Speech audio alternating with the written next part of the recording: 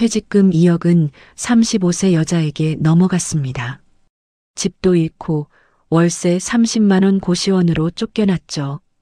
63세의 시급 노동자가 되어 반찬 공장 주방에 섰습니다. 그런데 그날 공장 문이 열리고 정장 입은 남편과 젊은 여자가 함께 들어왔어요. 이 영상 끝까지 보시면 위기가 왔을 때 어떻게 대처해야 하는지 알게 되실 겁니다. 그리고 지금 어느 지역에서 시청하고 계신지 댓글 한 번씩만 남겨주세요. 여러분의 이야기도 듣고 싶습니다. 그럼 지금부터 저의 이야기를 빠짐없이 들려드리겠습니다. 안녕하세요. 오늘 여러분께 들려드릴 이야기가 있어요. 구독과 좋아요 부탁드립니다. 안녕하세요. 저는 63세 한영숙입니다. 2025년 3월 15일 남편의 퇴직 날이었어요. 33년을 다닌 회사였죠. 새벽부터 일어나 미역국을 끓였습니다. 미역은 전날 시장에서 사온 것으로 부드러운 걸로 골라왔어요. 소고기도 한우 등심으로 넣었고요. 국간장으로 간을 맞추고 참기름을 두르고 정성껏 끓였습니다. 아침 6시부터 2시간을 끓였으니까요. 식탁에는 남편이 좋아하는 반찬들을 정갈하게 차렸어요. 배추김치, 깍두기, 미나리 무침, 고등어구이까지. 하얀 쌀밥도 윤기가 나게 지었습니다. 냅킨도 새 것으로 접어서 놓았어요. 남편 앞에는 소주잔도 준비해뒀습니다. 퇴직하는 날이니까 낮부터 한잔하자고 할 줄 알았거든요. 10시쯤 남편이 양복을 입고 나왔어요. 넥타이는 제가 골라준 짙은 남색이었습니다. 퇴직식에 참석하고 와서 같이 저녁 먹자고 했던 약속이 있었죠. 그런데 현관문을 나서면서 남편이 말했어요. 회사 사람들이랑 인사 끝나면 친구들이랑 골프 한 라운드 치고 올 거라고요. 저녁은 늦을 수도 있다고 했습니다. 괜찮다고 했어요. 미역국은 언제든 데울 수 있으니까요. 남편 뒷모습을 보며 문을 닫았습니다. 엘리베이터 내려가는 소리가 들렸어요. 점심때가 됐어요. 혼자 밥을 먹었습니다. 미역국 한 그릇 떠서 식탁에 앉았죠. 창밖으로 봄볕이 들어왔어요. 아파트 15층이라 하늘이 잘 보였습니다. 국 한 숟가락 떠먹으면서 문득 외롭다는 생각이 들었어요. 33년 동안 회사 다니던 사람이 이제 집에 있을 텐데 앞으로는 어떻게 지낼까 싶었습니다. 오후 4시쯤 은행에서 전화가 왔어요. 남편 명의로 된 통장에서 큰 금액이 인출됐다는 알림이었습니다. 2억이 한꺼번에 나갔더라고요. 퇴직금이었죠. 남편한테 전화했어요. 퇴직금 받았냐고 물었습니다. 친구들이랑 저녁 먹고 간다고 골프 끝나고 2차 가기로 했다고 하더라고요. 목소리가 들떠 있었어요. 그날 저녁 6시, 7시, 8시가 지났습니다. 미역국 냄비는 가스레인지 위에 그대로 있었어요. 뚜껑을 열어보니 김이 다 식어서 표면에 기름이 하얗게 굳어 있었습니다. 다시 불을 켰다가 껐다가 몇 번을 반복했는지 모르겠어요. 밤 10시가 넘어서 또 전화했습니다. 안 받더라고요. 2번, 3번, 4번 걸었어요. 5번째에 받았습니다. 시끄러운 소리가 들렸어요. 술집 같았어요. 남편 목소리가 취해 있었습니다. 오늘 안 들어간다고 친구네서 자고 내일 들어온다고 했어요. 전화가 끊겼습니다. 그날 밤 혼자 식탁에 앉아 있었어요. 미역국 냄비를 바라봤습니다. 뚜껑을 열어보니 이제는 완전히 식어서 차가웠어요. 한 숟가락 떠서 맛을 봤습니다. 짠맛도 단맛도 느껴지지 않았어요. 그냥 차갑고 퍼석한 맛이었습니다. 다음 날도 남편은 안 들어왔어요. 전화하면 받지 않았습니다. 문자도 읽지 않더라고요. 사흘째 되던 날 남편 휴대폰 청구서를 확인했어요. 통화 내역이 길게 찍혀 있었습니다. 소형보험이라는 이름이었어요. 통화 시간이 한 번에 20분, 30분씩이었습니다. 퇴직 전 한 달 동안 매일 통화했더라고요. 냉장고에 미역국을 넣어뒀어요. 사흘이 지나도 아무도 먹지 않았습니다. 나흘째 되던 날 냄새가 나기 시작했어요. 상한 거였죠. 냄비를 싱크대에 가져가서 물에 부었습니다. 미역이 하수구로 빠져내려갔어요. 물을 틀었더니 미역 조각들이 떠다니다가 사라졌습니다. 일주일이 지났어요. 남편은 여전히 집에 안 들어왔습니다. 전화도 안 되고 문자도 답이 없었어요. 혹시 사고라도 난 건 아닌가 싶어서 경찰서에 전화했습니다. 실종 신고를 하려고요. 그런데 경찰이 물었어요. 신용카드 사용 내역은 확인했냐고요. 카드사에 전화해서 확인했습니다. 사용 내역이 계속 찍히고 있었어요. 서울 강남 어디쯤에서요. 호텔, 레스토랑, 백화점. 금액이 하나같이 컸습니다. 혼자 쓸 수 있는 돈이 아니었어요. 열흘째 되던 날 남편한테 문자를 보냈습니다. 집에 좀 들어와 달라고 이야기 좀 하자고 썼어요. 답장이 왔습니다. 짧게요. 미안해. 조금만 시간 줘. 그게 전부였습니다. 저는 거실 소파에 앉아서 창밖을 봤어요. 봄인데 날씨가 쌀쌀했습니다. 아파트 단지 안에 개나리가 피기 시작했더라고요. 노란 꽃이 바람에 흔들렸어요. 그 모습을 보면서 생각했습니다. 33년을 같이 살았는데 이 사람이 누구였을까요? 2주가 지났어요. 남편 옷장을 열어봤습니다. 옷들이 그대로 걸려 있었어요.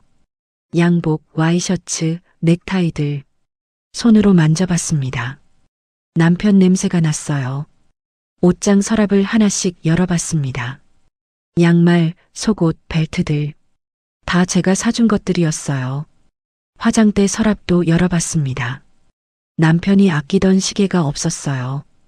결혼 20주년 때 제가 선물한 시계였죠. 그 시계만 없었습니다. 나머지는 다 그대로였어요. 3주째 되던 날 은행에서 또 전화가 왔어요. 대출 연체 안내였습니다. 담보대출이 연체됐다고 이자가 밀렸다고 했어요. 무슨 소리냐고 물었더니 작년에 대출을 받았다고 하더라고요. 명의가 제 이름이었습니다. 은행에 직접 찾아갔어요. 서류를 확인했습니다. 제 도장이 찍혀 있었어요. 제 사인도 있었습니다. 대출 금액은 1억이었어요. 집을 담보로 잡혔더라고요. 담당자한테 물었습니다. 언제 이런 대출을 받았냐고요. 작년 9월이라고 했어요. 남편이 왔었다고 부인 위임장 가지고 왔다고 말했습니다. 손이 떨렸어요. 담당자가 물 한 잔 갖다 줬습니다. 물을 마셨는데 목으로 안 넘어갔어요. 서류를 다시 봤습니다. 제 도장, 제 사인. 다 진짜 같았어요. 아니, 진짜였습니다. 남편이 제 서류함에서 가져간 거였죠. 집에 돌아와서 남편한테 전화했어요. 이번엔 받았습니다. 소리쳤어요. 대출이 뭐냐고, 왜 내 도장을 쓴 거냐고 물었습니다. 남편 목소리는 담담했어요. 사업 자금 필요해서 그랬다고, 곧 갚는다고 했습니다. 무슨 사업이냐고 물었더니 전화를 끊어버렸어요. 그날 밤 남편 방을 뒤졌습니다. 책상 서랍, 옷장, 침대 밑까지 다 찾아봤어요. 통장이 하나 나왔습니다. 제가 모르던 통장이었어요. 입출금 내역을 봤습니다. 퇴직금 2억이 들어왔다가 하루 만에 1억 5천이 빠져나갔더라고요. 받는 사람 이름은 이소영이었습니다. 휴대폰 청구서에 있던 그 이름이었어요. 소형보험, 보험 설계사가 아니었던 거죠. 그냥 이름 뒤에 보험이라고 저장해둔 거였습니다. 다음 날 아침 현관문 열리는 소리가 났어요. 한 달 만에 남편이 들어왔습니다. 가방 하나 들고요. 얼굴이 수척해 보였어요. 거실로 들어와서 소파에 앉았습니다. 아무 말도 안 했어요. 물 한 잔 갖다 줬어요. 남편이 마셨습니다. 저는 맞은편 소파에 앉았어요. 한참을 그렇게 있다가 물었습니다. 이소영이 누구냐고요? 남편이 고개를 들었어요. 눈이 마주쳤습니다. 남편이 말했어요. 미안하다고 다 설명하겠다고 했습니다. 그리고 말했죠. 사랑한다고 처음으로 사랑하는 사람을 만났다고요. 그 순간 귀가 멍해졌어요. 남편 입이 움직이는 게 보였는데 소리가 안 들렸습니다. 한참 후에야 정신이 돌아왔어요. 남편은 계속 말하고 있었습니다. 소영 씨는 35세고 회사 후배의 소개로 만났고 6개월 전부터 만났다고요. 처음엔 그냥 밥 먹는 사이였는데 점점 가까워졌다고 퇴직하면 같이 살 생각이었다고 했습니다. 일어났어요. 부엌으로 갔습니다. 냉장고를 열었어요. 물을 한 잔 따랐습니다. 손이 떨려서 물이 쏟아졌어요. 컵을 싱크대에 내려놓고 손을 씻었습니다. 찬물로요. 얼굴도 씻었어요. 거울을 봤습니다. 63세 여자가 있었어요. 흰머리가 많이 섞인 주름진 얼굴의 여자. 33년을 한 사람 뒷바라지하며 살아온 여자였습니다. 그게 접니다. 거실로 돌아왔어요. 남편한테 물었습니다. 그럼 나는 어떻게 하냐고요? 대출은 누가 갚냐고, 이 집은 어떻게 되는 거냐고 물었습니다. 남편이 말했어요. 집은 팔아야 할 거라고, 대출 갚고 나면 얼마 안 남을 거라고 했습니다. 그리고 덧붙였죠. 나는 소영 씨랑 새 출발할 거라고요. 그날 밤 남편은 짐을 챙겨서 나갔어요. 큰 캐리어 2개에 옷을 담았습니다. 서재에 있던 책들도 몇 권 챙겼고요. 현관문을 나서면서 돌아봤습니다. 미안하다고 한 번 더 말했어요. 문이 닫혔습니다. 엘리베이터 내려가는 소리가 들렸어요. 저는 거실 바닥에 주저앉았습니다. 그렇게 제 남편은 퇴직날 이후로 사라진 사람이 됐습니다. 그런데 정말 사라진 건 남편이 아니라 저였던 것 같아요. 남편이 나간 다음 날 아침 눈을 떴어요. 창밖이 환했습니다. 시계를 봤더니 오전 11시였어요. 평생 새벽같이 일어나던 제가 이렇게 늦게까지 잔 건 처음이었습니다. 아니, 잔 게 아니라 그냥 누워 있었던 거였죠. 밤새 천장만 보다가 어느 순간 정신이 나갔던 것 같아요. 부엌으로 갔습니다. 물을 마셨어요. 냉장고를 열어봤더니 반찬들이 그대로 있었습니다. 일주일 전에 만들어둔 것들이었어요. 퇴직 날 차릴 밥상을 위해 정성껏 준비했던 것들. 이제 상할 때가 됐더라고요. 휴대폰이 울렸어요. 은행에서 온 문자였습니다. 대출 이자 납부일이 지났다는 내용이었어요. 연체 이자가 붙는다고 써 있었습니다. 통장을 확인했어요. 제 명의 통장에는 150만 원이 남아 있었습니다. 생활비 통장이었죠. 남편 통장은 제가 볼 수 없었어요. 비밀번호를 몰랐거든요. 결혼하고 33년 동안 한 번도 남편 통장을 직접 본 적이 없었습니다. 그냥 매달 생활비를 받아서 썼을 뿐이었어요. 은행에 전화했습니다. 대출 상담 창구로 연결됐어요. 상담원한테 물었습니다. 연체되면 어떻게 되는지요? 상담원이 차근차근 설명해 줬어요. 3개월 연체되면 신용등급이 떨어지고 6개월 지나면 집이 경매로 넘어간다고 했습니다. 집이 경매로 넘어가면 어떻게 되냐고 물었어요. 낙찰되고 나면 명도를 해야 한다고, 그러니까 집을 비워야 한다고 설명해 줬습니다. 대출금 갚고 남는 돈이 있으면 그건 받을 수 있다고 했어요. 전화를 끊었습니다. 거실 소파에 앉아서 계산을 해봤어요. 이 집 시세가 4억 정도였습니다. 대출이 1억이니까 3억이 남는 거겠죠. 남편이 말했던 대로 퇴직금 2억에 집한 돈 3억 합치면 5억이었어요. 반반 나누면 한 사람당 2억 5천씩이었습니다. 그런데 남편은 이미 퇴직금을 다 써버렸어요. 이소영이라는 사람한테 1억 5천을 보냈고 나머지는 한 달 동안 쓴 거겠죠. 그럼 남은 건 집뿐이었습니다. 집을 팔아도 대출 갚고 나면 제대로 된 돈이 안 남을 거였어요. 63세 여자가 손에 쥘 수 있는 돈이 고작 그 정도였습니다. 며칠 후 남편한테서 문자가 왔어요. 변호사 사무실 주소가 적혀 있었습니다. 협의 이혼하자는 내용이었어요. 재산은 반반 나누고 위자료는 청구하지 말아달라고 써 있었습니다. 이혼 사유는 성격 차이로 하자고 했어요. 핸드폰을 내려놨습니다. 손이 떨렸어요. 성격 차이라니. 33년을 살았는데 갑자기 성격 차이래요. 웃음이 나왔습니다. 허탈한 웃음이었죠. 안방으로 갔어요. 남편 옷장을 열어봤습니다. 비어 있었어요. 그날 캐리어에 담아간 게 다였던 모양이었습니다. 옷걸이만 덩그러니 걸려 있었어요. 서랍도 열어봤습니다. 양말 몇 켤레만 남아 있었어요. 남편이 신지 않던 것들이었습니다. 제 옷장도 열어봤어요. 옷들이 빼곡했습니다. 봄옷, 여름옷, 가을옷, 겨울옷까지 계절별로 정리돼 있었어요. 남편 회식 따라갈 때 입던 원피스도 있었고 명절 때 시댁 가면서 입던 한복도 걸려 있었습니다. 이제 입을 일이 없는 옷들이었어요. 화장대 서랍을 열었습니다. 액세서리들이 있었어요. 목걸이, 귀걸이, 반지들. 결혼기념일이나 생일 때 남편한테 받은 것들이었습니다. 하나하나 꺼내서 봤어요. 기억이 났습니다. 10주년 때 받은 목걸이, 50세 생일 때 받은 귀걸이, 30주년 때 받은 반지.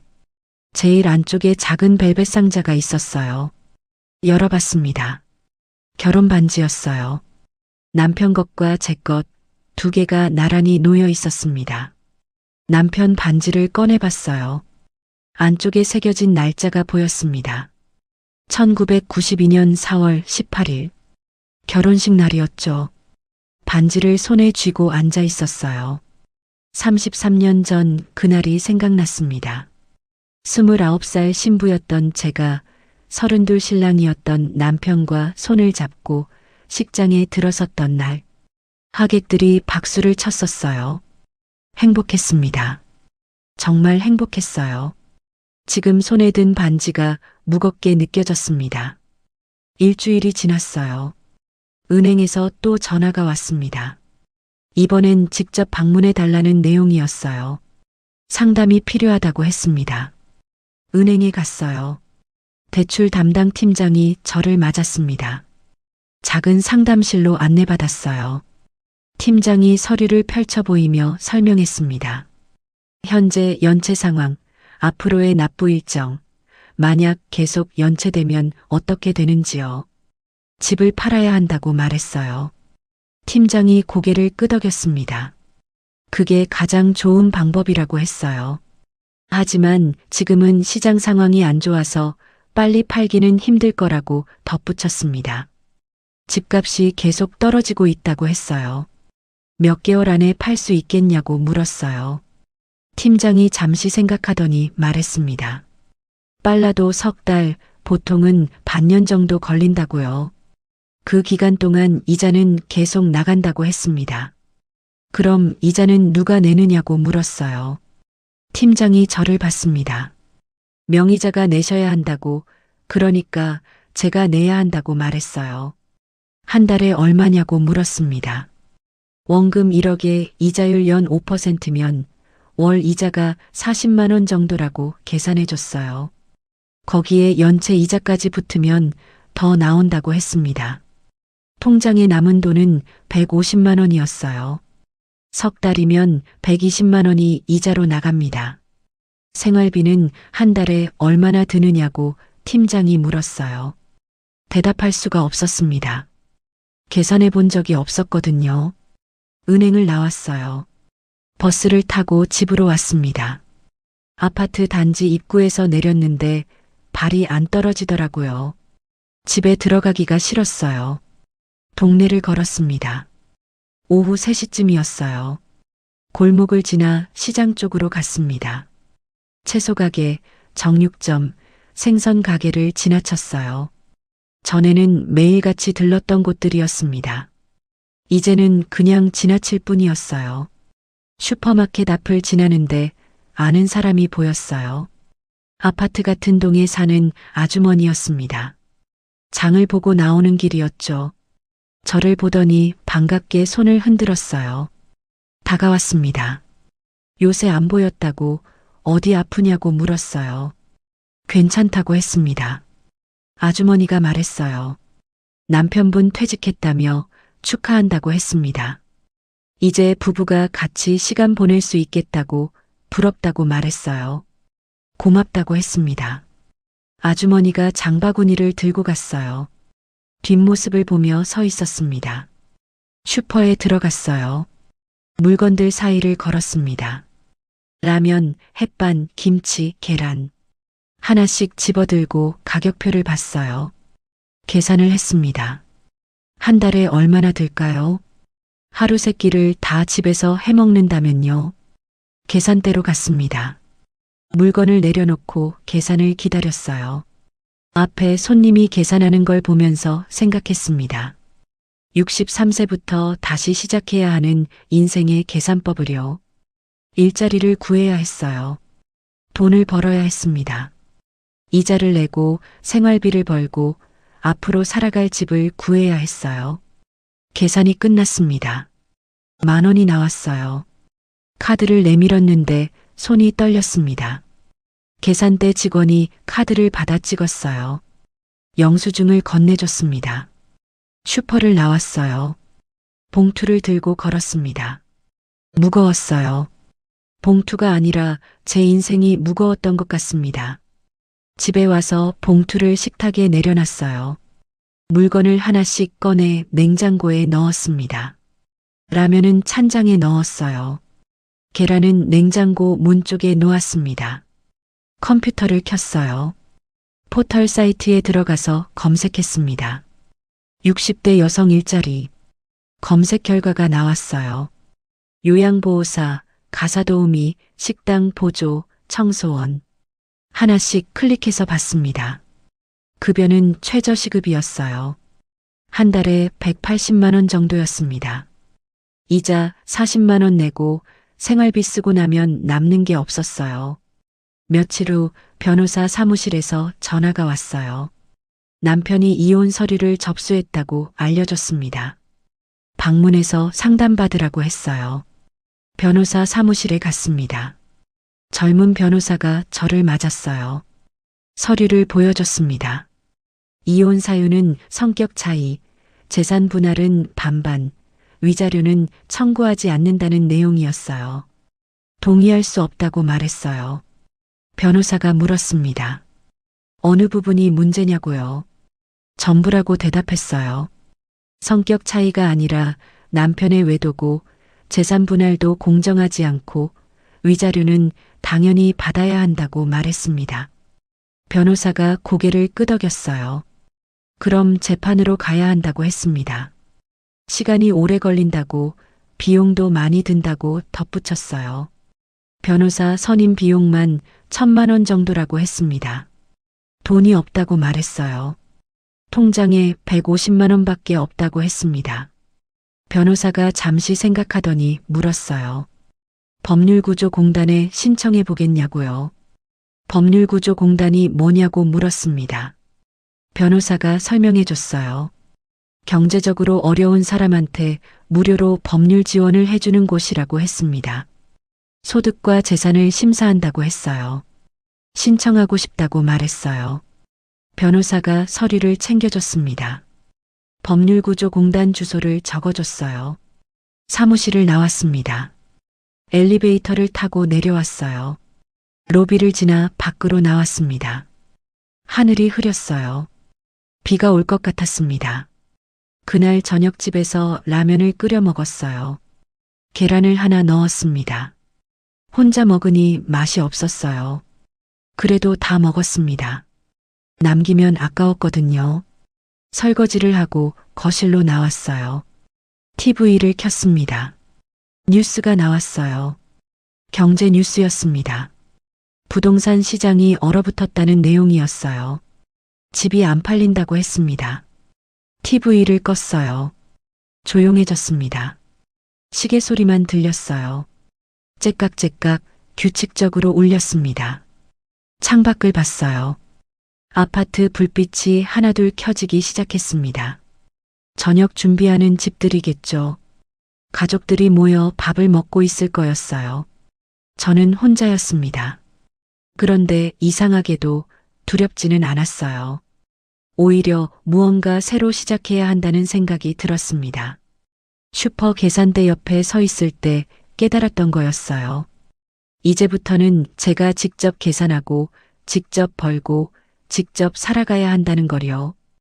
63세. 너무 늦은 나이일까요?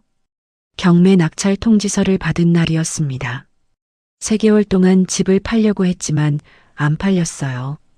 중개사무소 3곳을 다녔습니다. 시세보다 낮춰도 문의조차 없었어요.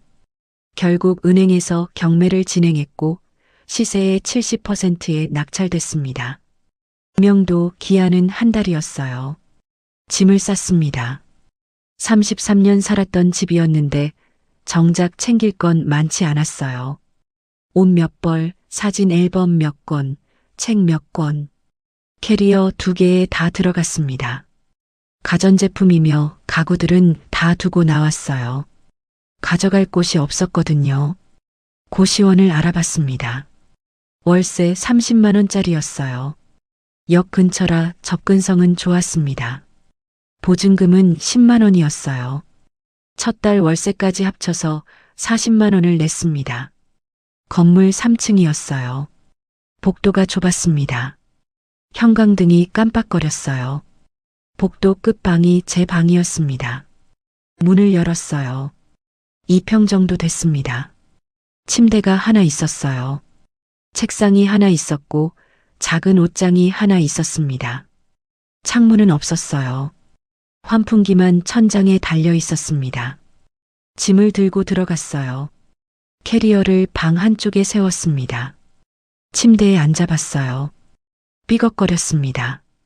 매트리스가 푹 꺼졌어요. 벽을 만져봤어요. 얇았습니다. 옆방 소리가 다 들렸어요. 누군가 기침을 했습니다. 컥컥거리는 소리가 벽을 타고 넘어왔어요. 텔레비전 소리도 들렸습니다. 짐을 풀었어요. 옷을 옷장에 걸었습니다. 책은 책상 위에 쌓았어요. 사진 앨범은 제일 위에 놓았습니다. 세면도구는 공용 화장실에 가져다 뒀어요. 첫날 밤이었습니다. 불을 끄고 누웠어요. 어두웠습니다. 창문이 없으니 밖이 보이지 않았어요. 지금이 몇 시인지도 몰랐습니다. 시계를 봐야 알 수 있었어요. 잠이 안 왔어요. 옆방에서 기침 소리가 또 들렸습니다. 누군가 화장실 가는 소리도 들렸어요. 복도를 걷는 발소리, 문 여닫는 소리, 물 내리는 소리 다 들렸습니다. 새벽 4시쯤 잠이 들었어요. 6시에 깼습니다. 알람 소리였어요. 옆방에서 나는 소리였습니다. 벽 너머로 누군가 움직이는 소리가 들렸어요. 침대에서 일어났습니다. 세면을 하러 화장실에 갔어요. 복도에 사람들이 줄을 서 있었습니다. 화장실이 2개뿐이었거든요. 제 차례가 왔을 때는 이미 7시가 넘었습니다. 방으로 돌아왔어요. 책상 앞에 앉았습니다. 컴퓨터를 켰어요. 구직 사이트를 열었습니다. 60대 여성으로 검색했어요. 공고가 몇 개 떴습니다. 요양보호사, 청소, 식당 보조, 택배 분류. 하나씩 눌러봤어요. 자격증이 필요한 것도 있었고 체력을 요구하는 것도 있었습니다. 반찬 공장 공고가 하나 보였어요. 60대 환영, 경력 무관, 식품 제조 보조. 급여는 시급 9,860원이었습니다. 하루 8시간, 주 5일이면 월 170만 원 정도였어요. 지원하기 버튼을 눌렀습니다. 이름, 연락처, 주소를 적었어요. 경력 사항 칸이 있었습니다. 뭐라고 써야 할까 고민했어요. 33년 동안 주부였다고 쓸 수는 없었습니다. 그냥 없음이라고 적었어요. 제출하기를 눌렀습니다. 화면에 접수 완료라는 문구가 떴어요. 며칠 후 전화가 왔어요. 반찬 공장이었습니다. 면접 보러 오라는 내용이었어요. 날짜는 다음 주 월요일, 시간은 오전 10시였습니다. 메모했어요. 전화를 끊고 옷장을 열어봤습니다. 면접 갈 만한 옷을 찾았어요. 남색 블라우스 하나가 있었습니다. 남편 회사 행사 따라갈 때 입던 옷이었어요. 주름이 져 있었습니다. 다리미가 없었어요. 공용 공간에 있다는 얘기를 들었습니다. 1층으로 내려갔어요. 작은 방이 하나 있었습니다. 다리미와 다리미판이 놓여 있었어요. 블라우스를 폈습니다. 다리미를 켰어요. 천천히 주름을 펴나갔습니다. 스팀이 나왔어요. 옷감에서 김이 올랐습니다. 다림질을 하면서 생각했어요. 이 손으로 뭘 했었나 싶었습니다. 손을 봤어요. 주름이 많았습니다. 핏줄이 튀어나와 있었어요. 손톱은 짧게 깎여 있었습니다. 매니큐어를 바른 적이 언제였는지 기억도 안 났어요. 이 손으로 33년 동안 밥을 지었어요. 하루 3끼, 1년이면 1000끼가 넘습니다. 33년이면 3만 끼가 넘는 밥이었어요. 쌀을 씻고 물을 맞추고 밥솥 버튼을 눌렀습니다. 반찬도 만들었어요. 김치를 담그고 나물을 무쳤고 찌개를 끓였습니다. 이 손으로 빨래도 했어요. 세탁기를 돌렸지만 손빨래도 많이 했습니다. 와이셔츠 깃을 문질렀어요.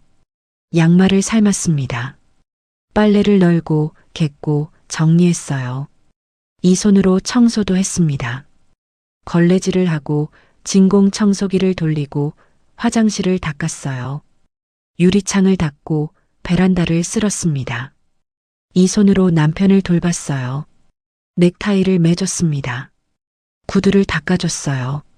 머리를 빗겨줬고 옷을 챙겨줬습니다. 아플 때는 이마에 손을 얹어 열을 재고 약을 챙겨줬어요. 33년 동안 이 손은 쉬지 않았습니다. 그런데 이제 그 손으로 다시 뭔가를 시작해야 했어요. 다림질을 마쳤습니다. 블라우스를 들고 방으로 올라왔어요. 옷걸이에 걸어뒀습니다. 월요일 아침이 왔어요. 블라우스를 입었습니다. 거울을 봤어요. 63세 여자가 서 있었습니다. 흰머리를 빗어 넘겼어요. 화장은 안 했습니다. 화장품이 없었거든요. 공장 주소를 확인했어요. 지하철로 새 정거장 거리였습니다. 고시원을 나섰어요. 역으로 걸어갔습니다. 7월 햇볕이 뜨거웠어요. 땀이 났습니다. 블라우스가 등에 달라붙었어요. 지하철을 탔습니다. 자리가 없어서 섰어요. 손잡이를 잡고 서 있었습니다. 출근하는 사람들이 많았어요. 다들 바빴습니다. 새 정거장을 지나 내렸어요. 지상으로 올라왔습니다. 지도 앱을 켰어요. 공장까지는 걸어서 10분 거리였습니다. 골목을 걸었어요. 주택가였습니다. 작은 공장들이 있었어요. 철공소, 인쇄소, 식품 공장들이었습니다. 한일 반찬이라는 간판이 보였어요. 2층 건물이었습니다. 1층이 공장이고 2층이 사무실이라고 했어요. 문을 열고 들어갔습니다. 김치 냄새가 났어요. 익숙한 냄새였습니다. 주방에서 나는 냄새였어요. 사무실로 올라갔습니다. 노크를 하고 들어갔어요. 책상에 여자 한 명이 앉아 있었습니다. 50대쯤 돼 보였어요. 면접 보러 왔다고 말했어요. 여자가 고개를 들었습니다. 자리에 앉으라고 했어요. 간단한 질문 몇 개를 받았습니다. 건강은 괜찮은지, 칼질할 수 있는지, 새벽 출근 가능한지 물었어요. 다 괜찮다고 대답했습니다. 내일부터 출근하라고 했어요. 새벽 5시까지 오라고 했습니다. 유니폼은 지급한다고, 위생모도 준다고 말했어요. 고맙다고 했습니다. 사무실을 나왔어요. 공장을 나와 다시 골목을 걸었습니다. 하늘을 올려다봤어요. 구름 한 점 없었습니다.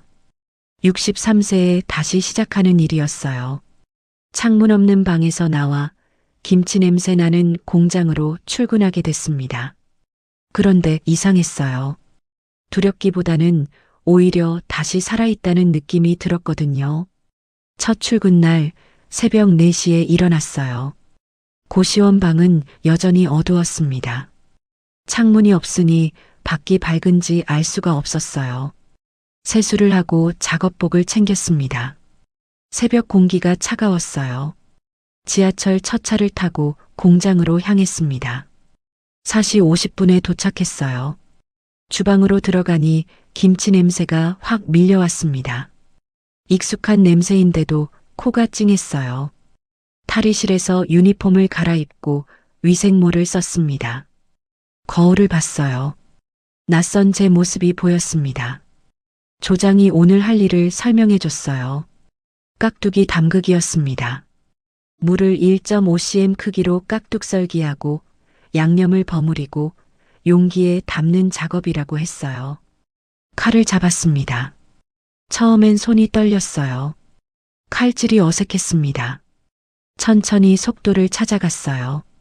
2시간 동안 물을 썰었습니다. 손에 물집이 잡히기 시작했어요. 아팠지만 멈추지 않았습니다. 양념을 버무릴 때는 손이 매웠어요. 고무장갑을 꼈는데도 손가락 끝이 따가웠습니다.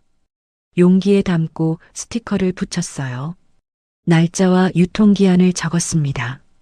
점심시간에는 편의점 김밥을 먹었어요. 오후에는 나물 무침이었습니다.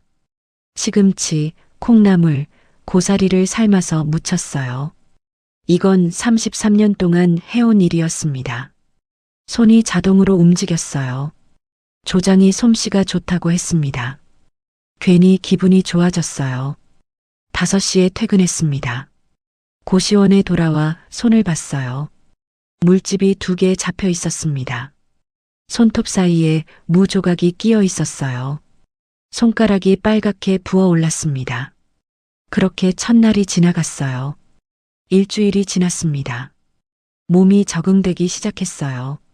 한 달이 지났습니다. 첫 월급 170만 원을 받았어요. 통장에 찍힌 숫자를 봤습니다. 제 이름으로 번 첫 돈이었어요. 63세에 처음 받는 급여였습니다. 2달째 되던 9월 초 어느 날이었습니다. 오전 10시쯤 사무실에서 연락이 왔어요. 납품처 대표가 방문한다고 했습니다. 주방을 점검하러 온다고 했어요. 서둘러 청소했습니다. 바닥을 닦고 작업대를 정리했어요. 11시쯤 계단 내려오는 소리가 들렸습니다. 여러 명이었어요. 주방 문이 열렸습니다. 우리 공장 대표가 들어왔어요. 뒤따라 정장 입은 남자가 들어왔습니다. 하얀 와이셔츠에 회색 정장 바지, 검은 구두를 신고 있었어요. 남편이었습니다. 손에 쥔 칼을 내려놨어요. 눈을 내렸습니다. 작업대만 봤어요. 심장이 쿵쾅거렸습니다. 남편 옆에 젊은 여자가 있었습니다. 30대쯤 돼 보였어요. 연보라색 원피스를 입고 있었습니다. 머리를 단정하게 묶었어요. 이소영이라는 사람이겠죠. 대표가 주방을 둘러보며 설명했어요. 위생 관리는 어떻게 하는지, 하루 생산량은 얼마인지 말했습니다. 남편이 고개를 끄덕이며 들었어요. 제 앞을 지나갔습니다. 1미터 거리였어요. 남편 구두 소리가 들렸습니다. 딱딱딱 바닥을 울렸어요. 남편 목소리도 들렸습니다. 낯설지 않은 목소리였어요. 저를 못 봤을 겁니다. 아니, 봤어도 못 알아봤을 거예요. 위생모를 쓰고 고개를 숙이고 있었으니까요. 유니폼을 입은 60대 여자 노동자. 그냥 그렇게 보였겠죠. 작업대 위에 서류가 놓여 있었어요. 거래 명세서였습니다. 눈으로 훑었어요. 납품 품목, 수량, 단가가 적혀 있었습니다. 영진 유통이라는 회사 이름이 보였어요. 남편 회사였습니다. 남편이 문 쪽으로 걸어갔습니다. 여자가 따라갔어요. 대표가 배웅했습니다. 주방 문이 닫혔어요. 칼을 다시 집었습니다. 손이 떨렸어요. 물을 썰었습니다. 또각또각 소리가 났어요. 눈물이 날 것 같았지만 참았습니다. 옆에서 동료가 물었어요. 괜찮냐고요? 괜찮다고 대답했습니다. 그냥 손이 아파서 그렇다고 말했어요. 그날 퇴근길 골목을 걸으며 생각했어요. 복수라는 게 뭘까요? 저 사람들은 떳떳하게 함께 걷고 있는데 저는 왜 고개를 숙이고 숨어야 하는 걸까요? 고시원 방에 돌아와 침대에 앉았습니다. 손을 봤어요. 물집 자국이 남아 있었습니다. 고춧가루에 부어 올랐던 손가락이었어요. 이 손으로 2달 동안 일했습니다. 이 손으로 물을 썰고 김치를 담그고 나물을 무쳤어요. 그런데 그 손으로 더 많은 걸 할 수 있다는 생각이 들었습니다. 그날 저는 마음속에 아주 작은 씨앗 하나를 심었습니다. 칼로 물을 썰듯 깍두기 간을 맞추듯 제 삶의 간도 다시 조절할 수 있다고 믿었어요. 복수는 그렇게 조용하게 시작되는 거였습니다. 그날 이후로 매일 주방에서 일했어요. 물을 썰고 김치를 담그고 나물을 무쳤습니다. 손은 계속 움직였어요. 그런데 머리는 다른 생각을 하고 있었습니다. 한 달이 지났어요. 남편은 다시 오지 않았습니다. 어느 날 조장이 말했어요. 이번 주 금요일에 재고 조사가 있다고 했습니다. 사무실에서 장부 정리를 해야 한다고 도와줄 수 있겠냐고 물었어요. 괜찮다고 했습니다. 금요일 퇴근 후 사무실로 올라갔어요. 조장이 서류를 펼쳐놓고 있었습니다. 재고 대장이었어요. 원재료 입고량과 제품 출고량을 확인하는 작업이라고 설명했습니다. 같이 장부를 봤어요. 1시간쯤 지나 조장이 먼저 퇴근했습니다. 혼자서 마저 정리하면 된다고 했어요. 혼자 남았어요. 조용했습니다. 장부를 계속 봤습니다. 그런데 이상한 점이 보였어요. 원재료 입고량과 제품 출고량이 맞지 않았습니다. 입고는 적게 기록돼 있는데 출고는 많았어요. 서랍을 열어봤어요. 세금 계산서 파일이 있었습니다. 꺼내서 봤어요. 장부와 대조했습니다. 숫자가 달랐어요. 세금 계산서에는 더 많은 금액이 적혀 있었는데 장부에는 적게 기록돼 있었습니다. 신고하지 않은 거였어요. 다른 서랍을 열었습니다. 원산지 표기 관련 서류가 있었어요. 펼쳐봤습니다. 중국산 무가 국산으로 표기돼 있었어요. 중국산 배추도 국산이라고 써 있었습니다. 핸드폰을 꺼냈습니다. 사진을 찍었어요. 장부, 세금 계산서, 원산지 서류 하나하나 찍었습니다. 납품 거래처 명단도 있었어요. 그 중에 남편 회사 이름이 보였습니다. 영진 유통. 사진을 찍었어요. 거래 명세서도 찍었습니다. 납품 단가, 수량, 금액이 적혀 있었어요. 계산을 해보니 시중 가격보다 훨씬 비쌌습니다. 모든 서류를 원래 자리에 돌려놨어요. 서랍을 닫았습니다. 불을 끄고 공장을 나왔어요. 고시원에 도착했습니다. 방으로 들어가 컴퓨터를 켰어요. 포털 사이트를 열었습니다. 국세청 탈세 신고를 검색했어요. 국세청 홈페이지가 나왔습니다. 신고 페이지로 들어갔어요. 개인정보를 입력했습니다. 이름, 연락처, 주소를 적었어요. 익명으로도 가능하다고 써 있었지만 실명으로 했습니다. 신고 내용을 적는 칸이 나왔어요. 천천히 썼습니다. 한일 반찬에서 일하는 직원입니다. 이 업체는 세금 계산서를 누락하고 매출을 축소 신고하고 있습니다. 또한 중국산 원재료를 국산으로 허위 표기하여 납품하고 있습니다. 그 밑에 자세한 내용을 적었어요. 장부와 세금 계산서의 차이, 원산지, 허위 표기 내역, 납품 거래처 명단까지 썼습니다. 사진을 첨부했어요. 20장이 넘었습니다. 마우스를 신고하기 버튼에 올렸습니다. 잠깐 멈췄어요. 이걸 누르면 어떻게 될까요? 공장은 조사를 받을 겁니다. 남편 회사도 연루될 거예요. 저도 일자리를 잃을 수 있었습니다. 손가락을 봤어요. 물집 자국이 남아 있었습니다. 이 손으로 2달 동안 일했어요. 버튼을 눌렀습니다. 신고가 접수되었습니다라는 문구가 떴습니다. 접수번호가 나왔어요. 화면을 캡처했습니다. 컴퓨터를 껐어요. 침대에 누웠습니다. 천장을 봤어요. 잠이 오지 않았습니다. 새벽 2시까지 누워 있다가 어느 순간 잠이 들었어요. 다음 주 월요일, 화요일, 수요일까지 평소처럼 출근했어요. 아무 일도 없었습니다. 목요일 오전이었습니다. 사무실로 사람들이 들어왔어요. 정장 입은 남자 3명이었습니다. 국세청 조사관들이라고 했어요. 주방까지 들어왔습니다. 작업을 멈추고 봤어요. 오후 내내 조사가 이어졌습니다. 서류를 들고 나르는 모습이 보였어요. 상자에 담아 가져갔습니다. 저녁 5시가 넘어서 조사관들이 나갔어요. 대표 얼굴이 하얗게 질려 있었습니다. 퇴근할 때 조장이 말했어요. 며칠 쉬어야 할 것 같다고 했습니다. 조사 끝날 때까지 출근하지 말라고 했어요. 고시원에 돌아왔습니다. TV를 켰어요. 저녁 뉴스 시간이었습니다. 경제 뉴스가 나왔어요. 아나운서가 말했습니다. 식품 제조업체의 탈세 혐의가 포착돼 국세청이 조사에 착수했습니다. 이 업체는 매출을 축소 신고하고 중국산 원재료를 국산으로 속여 납품한 것으로 드러났습니다. 화면에 공장 건물이 나왔어요. 한일 반찬이라는 간판이 보였습니다. 이 업체와 거래하던 유통업체들도 조사 대상에 포함됐습니다. 화면이 바뀌었어요. 다른 건물이 나왔습니다. 영진 유통이라는 간판이 보였어요.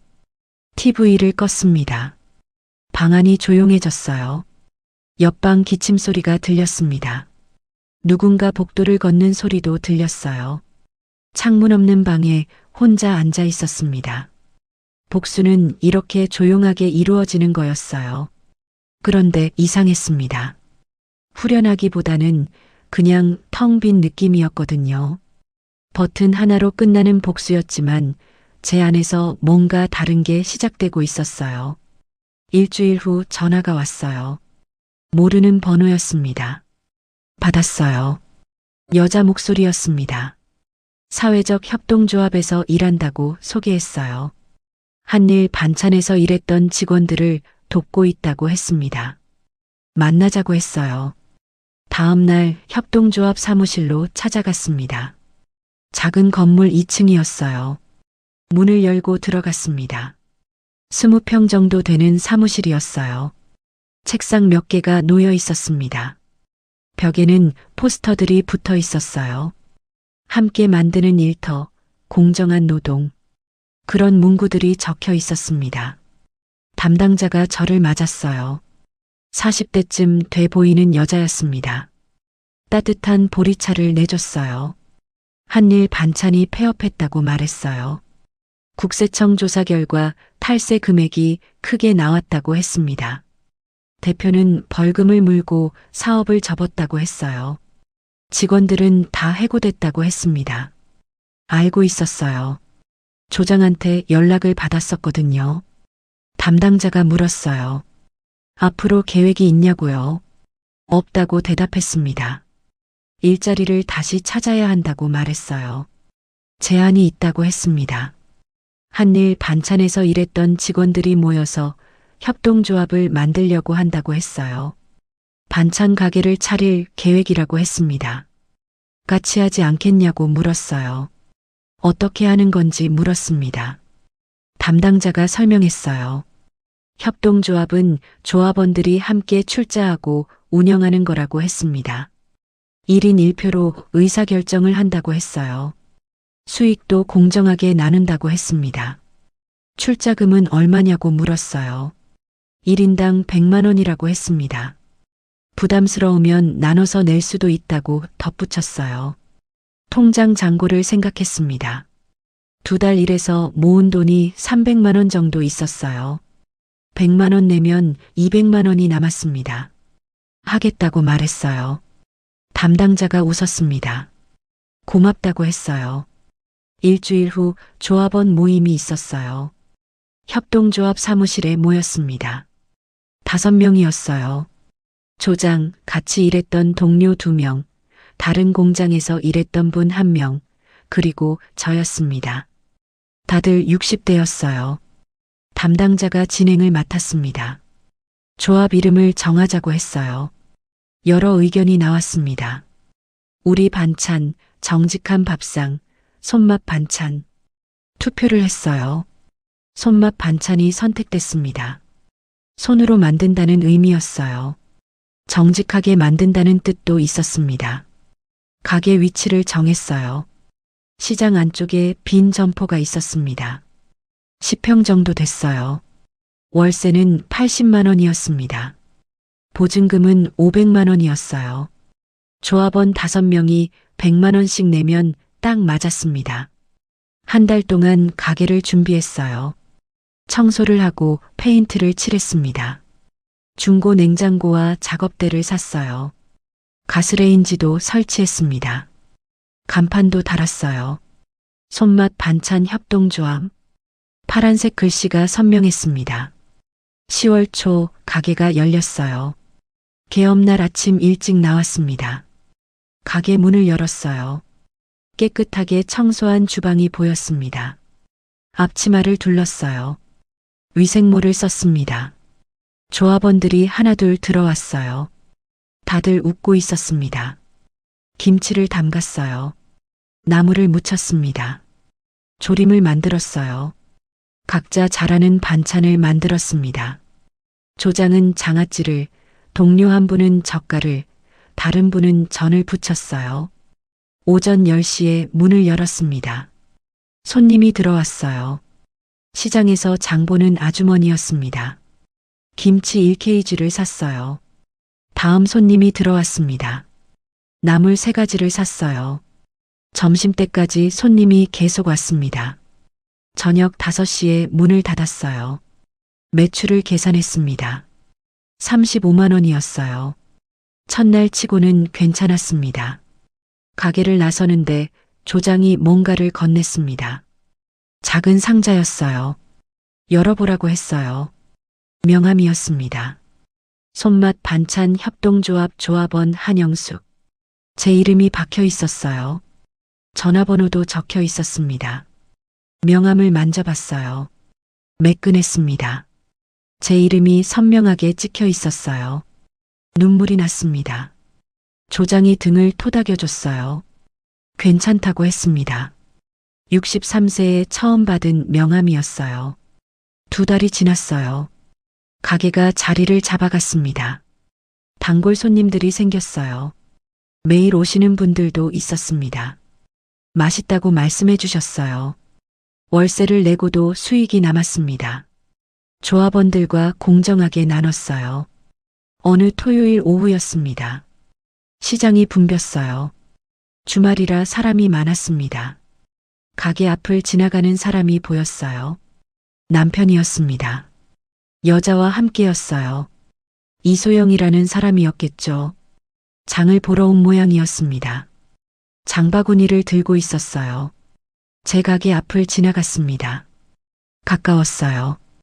5m 정도 거리였습니다. 고개를 돌리지 않았어요. 그냥 가게 안에서 일했습니다.